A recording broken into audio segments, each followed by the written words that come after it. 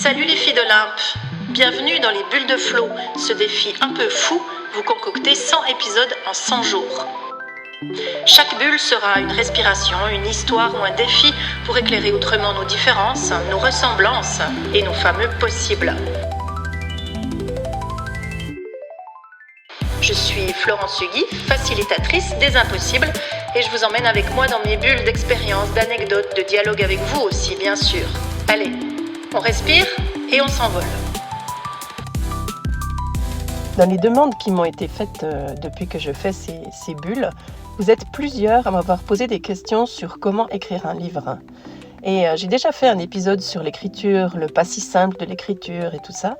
Et j'avais envie de revenir sur un autre thème autour de cette question de l'écriture, parce que ça a l'air de vous tarauder passablement, et finalement moi aussi. Et donc j'avais envie de vous raconter un peu comment j'avais moi écrit un livre et qu'est-ce qui m'a beaucoup surpris au moment où je l'ai fait. En fait, moi quand j'ai écrit un livre, j'avais pas le projet d'écrire un livre. J'avais un projet qui était de recueillir le récit de vie d'une personnalité, puisque Yvette Terola était une personnalité, elle est toujours d'ailleurs, parfois inconnue de certaines personnes, mais très connue d'autres, adorée même souvent des gens qui la connaissent.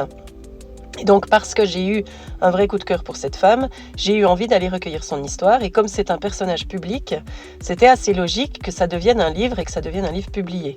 Donc c'est comme ça que les choses se sont faites, en tout cas pour cet exemple-là.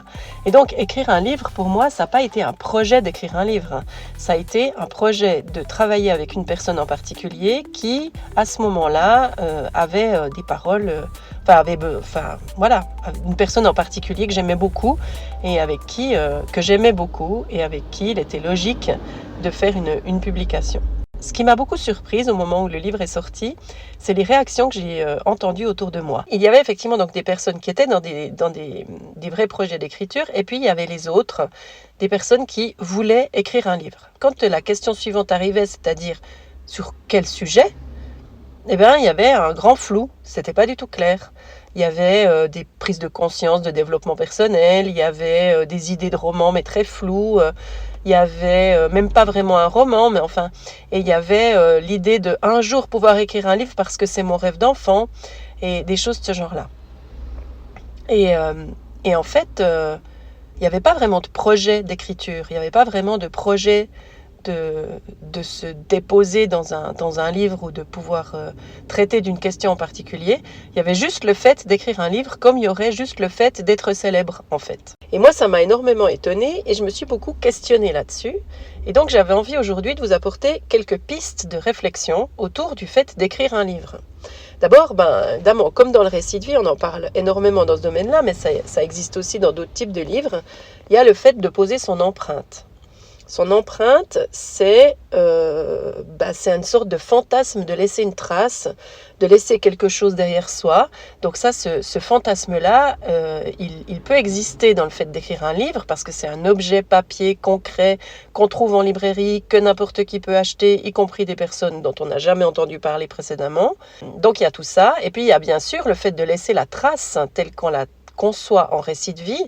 Donc laisser une trace, là ça signifie très clairement laisser une parole qui va être utile ou qui va avoir du sens pour les générations qui vont suivre et pour les personnes qui nous entourent.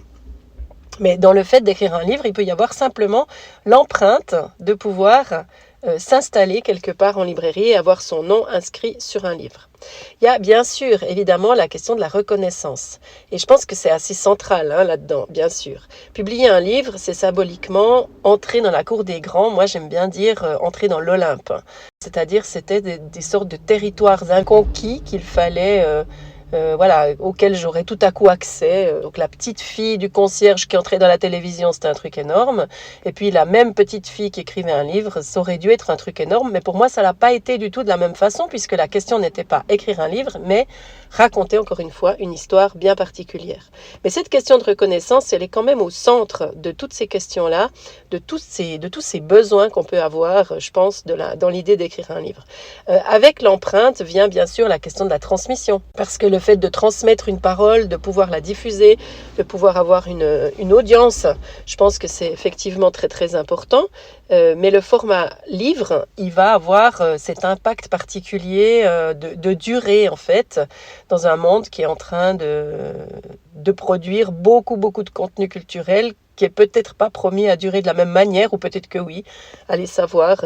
Il y a aussi dans l'écriture le mythe romantique de l'écrivain ou de l'écrivaine. Donc on imagine quelqu'un qui est installé au milieu de la nature et puis qui a tout son temps devant lui ou devant elle, qui a une plume dans la main bien entendu, et puis qui se met à écrire comme ça,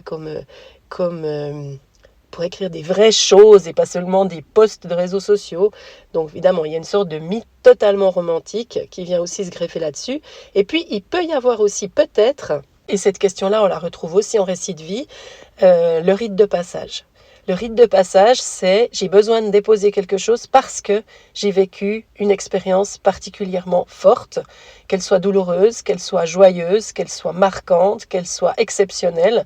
C'est égal, mais on peut avoir effectivement la tentation de laisser une trace de cette façon-là parce que pour nous, c'est important d'aller comme vider notre sac à dos pour continuer notre chemin un peu plus léger. Et ça, on le vit beaucoup en récit de vie. On le vit beaucoup parce que ça fait partie des rituels, ça fait partie effectivement des rites de passage. Et le fait d'écrire un livre, il peut y avoir une sorte d'avant et d'après pour les personnes qui l'envisagent, peut-être. Alors, qu'est-ce qu'on répond aux personnes qui ont envie d'écrire un livre, non pas parce qu'elles ont un sujet particulier à traiter, mais parce qu'elles veulent écrire un livre? Il y a peut-être différentes choses que j'ai envie de vous partager aussi dans cet épisode. D'abord, vous dire que si vous ressentez ce besoin, et que ce besoin, il est installé au plus profond de vous, et que pour vous, c'est hyper important de laisser cette trace-là, eh bien, faites-le. Faites-le. Peut-être que le livre, c'est la bonne forme. Peut-être que le livre, c'est pas encore exactement la forme qui va aboutir à la fin de votre réflexion. Mais oui, faites-le, bien sûr, parce que ça fait partie de ces choses qui sont à l'intérieur de nous et qui doivent éclore un jour ou l'autre, d'une manière ou d'une autre, qui fera sens quand ce sera le bon moment. On pourrait peut-être aussi recentrer sur l'intention. Écrire un livre, c'est une chose, mais qu'est-ce qu'on veut dire? C'est quoi la trace qu'on a envie de laisser? Quelle est la parole qui paraît importante? Quel type de livre on a envie d'écrire? Est-ce qu'on a envie d'écrire un livre de BD? Est-ce qu'on a envie de faire du dessin? Est-ce qu'on a envie au contraire de poser des mots? Est-ce que la forme, ça doit être un roman? Ou ça doit être une forme fictionnelle? Est-ce que le livre, ce sera plutôt un essai? Ça dépend vraiment de quoi vous avez envie de parler et de réfléchir en fait à quel contenu vous allez donner au contenant qui n'est que le livre. Le livre, c'est que le contenant. Le reste, c'est tout ce qui se passe à l'intérieur de vous et qui est important à prendre en compte. Il s'agit quand même aussi un petit peu de démystifier, parce que, écrire un livre, c'est beaucoup d'inspiration et énormément de travail. Donc on peut même dire que c'est peut-être 10% d'inspiration et 90% de boulot. Et c'est fastidieux d'écrire un livre. Il s'agit de se mettre à sa table de création, comme dirait Manon Lavoie, et puis de transpirer, d'y aller et d'écrire. Et moi, je me souviens que le livre que j'ai écrit, je l'ai écrit rapidement parce que la matière, je l'avais. Ça faisait une année que je faisais des entretiens avec mon interlocutrice merveilleuse. Et donc, il m'a fallu un été pour l'écrire, mais c'était du boulot et c'était des heures et des heures et des heures d'écriture, c'était des heures passées derrière mon ordinateur. Il n'y a pas que le côté paillettes. Mais il y a plein de façons de commencer petit. On peut commencer par écrire un article. Moi, c'est ce que j'ai fait en fait. On peut aussi faire des podcasts comme je le fais maintenant. On pourrait faire d'autres formes d'écriture ou d'autres formes de récit, suivant ce qu'on a à raconter. En fait, en fonction du fond, on va déterminer la forme. C'est dans ce sens-là que ça se passe. Donc le livre, c'est une forme possible, mais il y en a beaucoup d'autres. C'est pour ça aussi qu'il est important de se dire, d'accord, je veux écrire un livre. Mais le chemin peut me mener d'abord à d'autres étapes.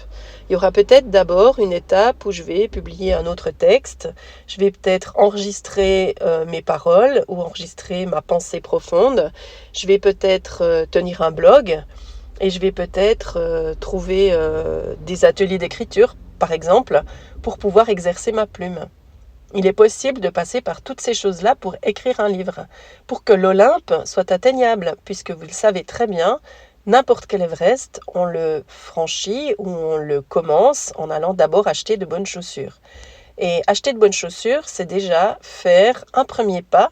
Et le premier pas, c'est peut-être déjà de déposer quelque chose que vous avez envie de dire sur un papier. Et ce papier prendra peut-être une page et ça vous paraîtra peut-être déjà énorme. Mais ce sera déjà magnifique d'avoir pu poser cette page parce qu'elle aura énormément de sens pour vous. Et puis, dernière chose, peut-être que ça ramène encore une fois à cette fameuse histoire de légitimité. On n'a pas besoin de permission pour écrire. Si vous avez envie d'écrire, écrivez. Et si vous avez besoin d'accompagnement, trouvez-en un. Et si vous écoutez ce que disent les auteurs et les autrices qui écrivent régulièrement, ils racontent souvent un travail de bénédictin ou de bénédictine. C'est-à-dire qu'ils sont pas, c'est pas des personnes qui vont se donner tiens, je pourrais vite me mettre à écrire un petit moment. Non, non, il y a un vrai travail qui se fait en profondeur et ce travail, il s'agit de le faire très très sérieusement. Donc oui, bien sûr, si vous avez envie d'écrire un livre et qu'au plus profond de vous, ça s'inscrit et que ça fait partie des choses que vous voulez pouvoir vivre dans votre vie, alors donnez-vous les moyens de pouvoir le faire. Et si le livre, c'est juste le contenant et qui pourrait prendre une autre forme, eh bien, réfléchissez beaucoup, profondément, à tout le contenu que vous pourriez y mettre. Voilà ce que j'ai envie de vous dire à ce sujet. Je vous remercie de m'avoir écouté jusqu'au bout. Et puis, je vous donne rendez-vous demain pour la suite de nos bulles.